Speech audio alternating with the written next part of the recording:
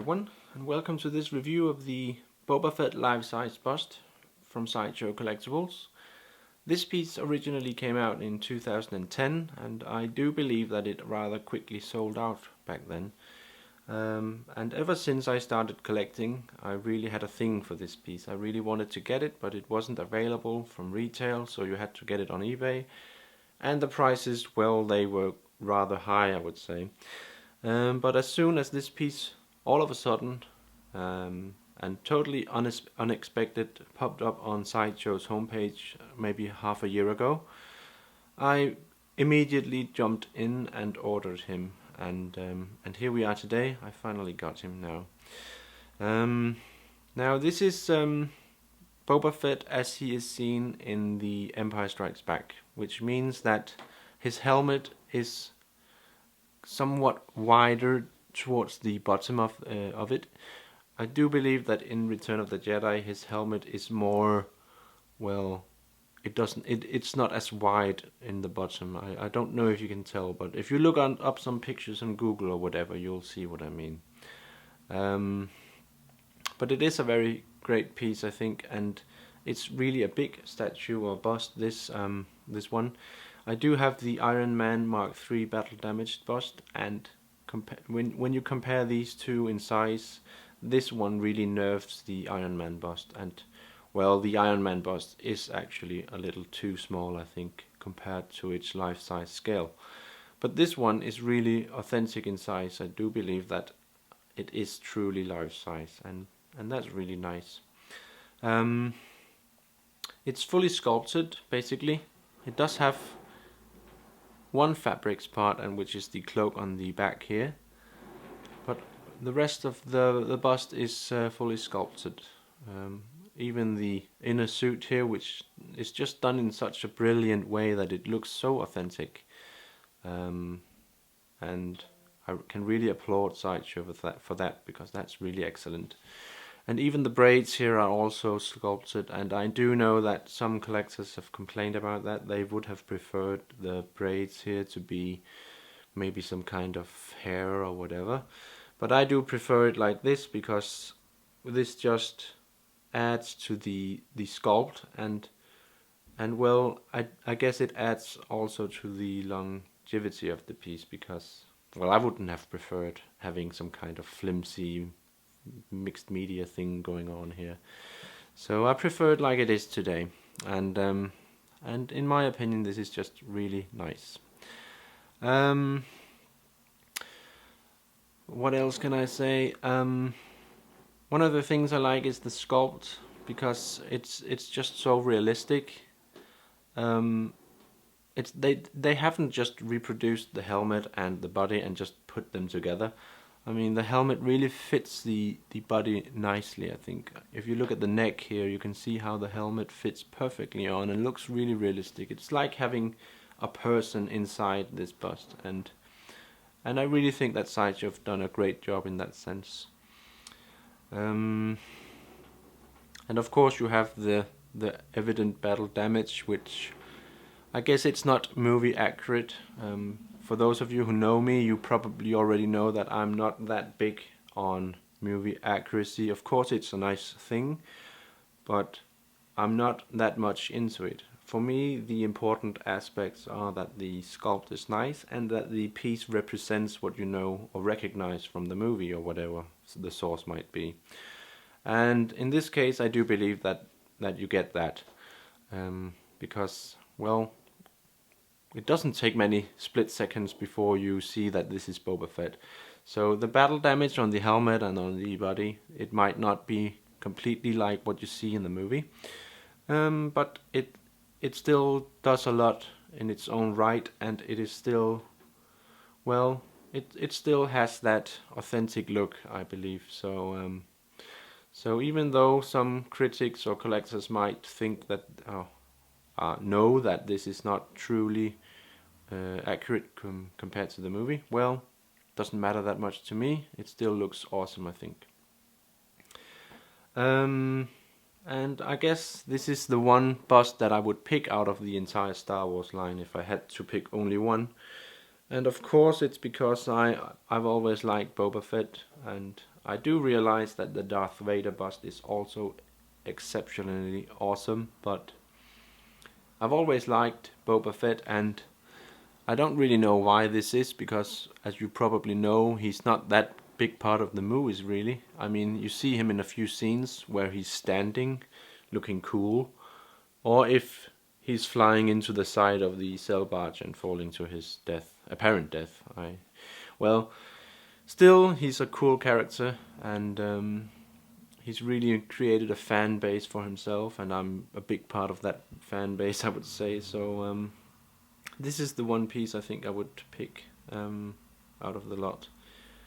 Right, that's enough introduction, I guess. Let's get on with this.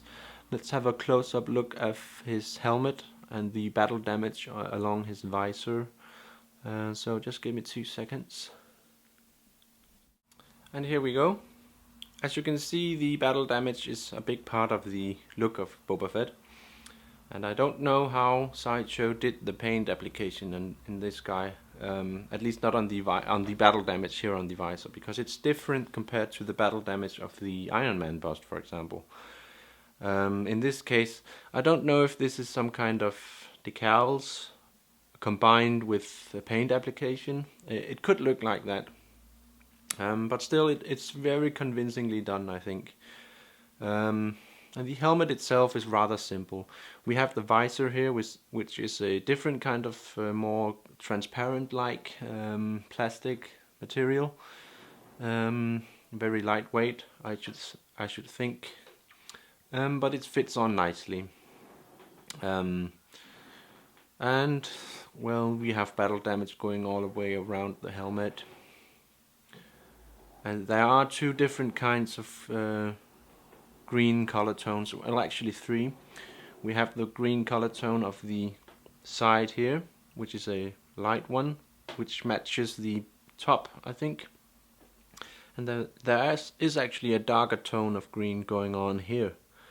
And then there is this more grass-like or well, I don't know what that kind of green is called. In terms of Warhammer paint, I would call it goblin green. So that might make sense to some of you. And there's also battle damage going on there, which is nicely applied, I think. And we have this deep red along the visor, as we know from Boba Fett. And yeah, it's really nice, I think. And there are actually places where the battle damage is sculpted into the piece. There's a little place here and here. And of course the bump in the bucket here, which we all know. I don't know where that comes from. Someone might know from having read some kind of expanded universe story. I don't know. And we have the target finder here, which is a tight fit. This is a separate piece which fits on. If you've seen my unboxing video, you know this. And it's easily positioned like this or the other way. It's a rather tight fit, and it can be a little loose at times, but the nature of the sculpt is that it's actually leaning a little towards this side, so it won't fall down by itself, typically, I would say. Yeah, but it's a really nice sculpt, and the paint application is nice, and well, it's a really big helmet. I would say that a normal human head would fit inside it, so I do believe this is truly life size, and that's always nice. Not that I'm gonna try and take it off and put it on, because that would be a shame, but it's still a really nice look and size, I would say. Yeah, I think that basically covers it. There are some decals going on up here as well, and well, it's quite obvious that it's decals, but you can see the difference in shine, and you can feel it as well, but it basically doesn't really matter, I would say, because when you just observe this piece, look at it, it just looks very convincing, I would say, so it doesn't really matter. Right, let's have a look at his upper body and and the rest of this piece. Just give me 2 seconds. Here we go. Now, the most important thing to say now is that this piece comes with a light up feature, and the button for it is down here. And it's basically just 2 displays, where on the upper one there's a thingy moving towards the right, and on the lower one there are these symbols or numbers that are constantly changing in a rotation of some sort. And it uses batteries. There are no cords with this piece, so it's batteries only. And you put them in here. I think it's 3. Is it double A's when it's the bigger ones? I'm not sure. And there's the circuit board here, which controls the flow of the thingy. And there are magnets in some of these. I'm not sure in which ones. I think it's the 2 upper ones. So you just put it in like this, and it just fits in perfectly. The magnets are really strong, so it sits in there solidly. And you can see all the battle damage here. And actually all the battle damage here, it's not just painted on, you can feel it. They've sculpted it, and that's a really nice detail. Even the small areas are painted, are sculpted in. And on his right chest he has this decal. I don't really know the meaning of this symbol. If some of you do, please go ahead and tell me, because I'm curious. And if you turn him around, you have his shoulder pads on each side, and of course on his left side we have the Mandalorian symbol and the cloak thingy, which is, well, it's nice it's there, because if it wasn't there you would be feeling that well, it would be missing. But you have to pose it, and it can be a little tricky, as it is always with fabrics on these pieces, both on busts and on premium formats for that matter. And while we are looking on the back side, and you can see, well, part of the base here, let me already guide your attention to his neck and in this area here, because that is really one of the main impressive selling points about this piece, I think, because the way they've sculpted this, it really looks realistic. I have actually have had questions where people ask, is this sculpted, or is this actually a fabric of some sort? And well, it is fully sculpted, so this is hard, but it's just done in a very convincing way, and I really like it. And all the battle damage is sculpted in, even on all the smaller places here. And you have a kind of light shading on the jumpsuit underneath the armor here. So in all the crevices and all these areas, they have applied some kind of shade, or whatever you want to call it. So it does have some kind of depth to it, and looks really realistic and authentic. And the braids here, they are very convincing, I think. The only thing is, from the side here you can actually see how the yellow paint from the shoulder pad mixes with the braid here, and well, you'll hardly notice this at all, so it doesn't really bother me.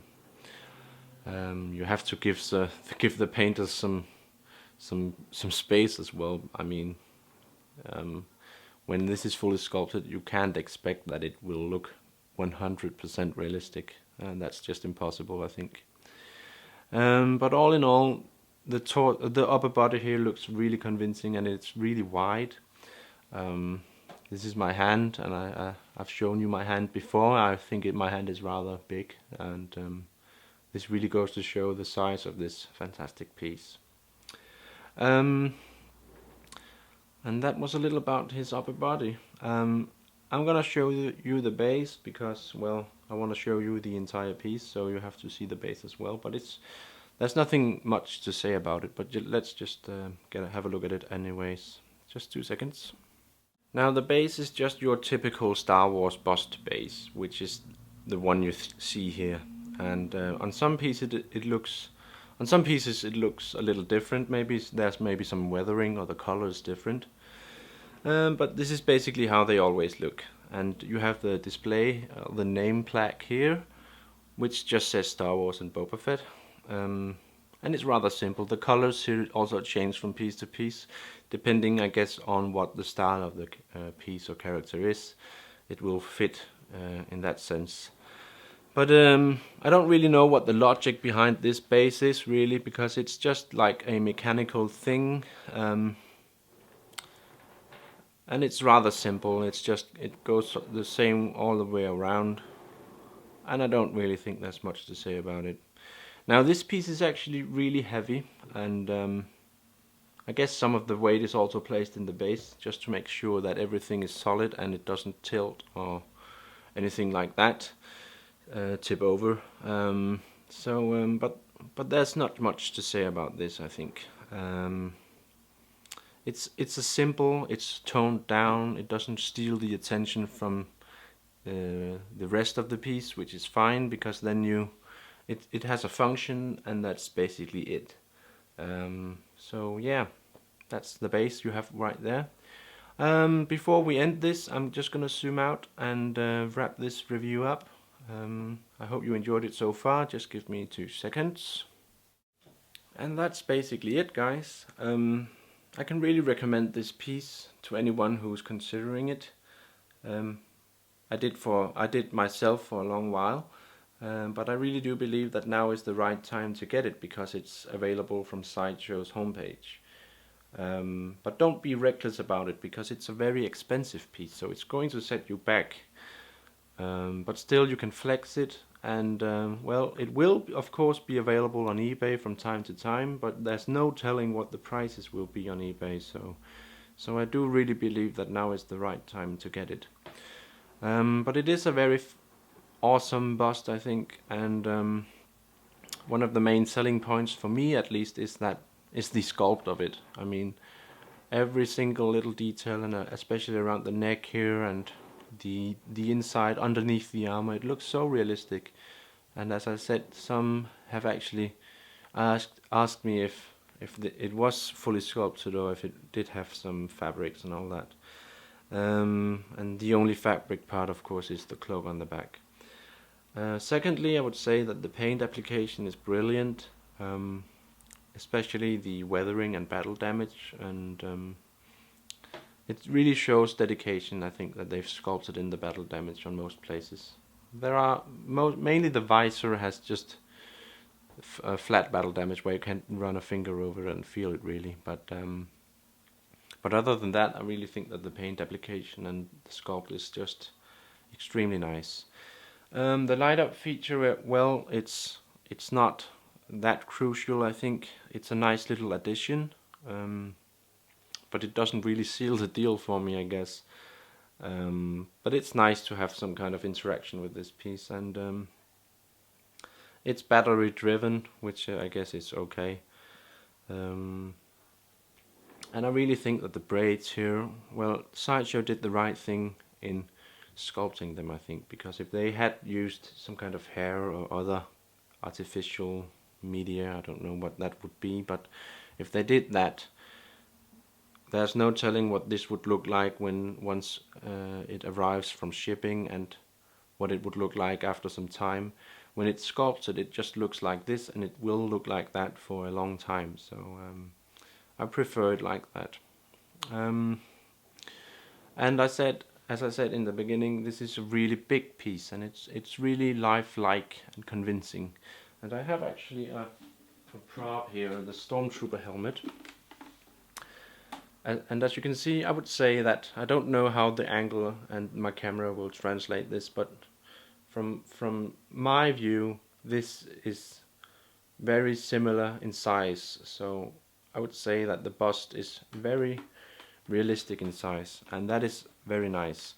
And well, it's just awesome, because it has this very big impact on you and presence in your room when you have it on display, and I really like that. And as I've been saying, that is one of the best things about life-size statues, I think, because they are just more present than some kind of compared to any of my premium format quarter scale statues. So, but they do take up a lot of space, so you have to be careful not ending up having a too crowded and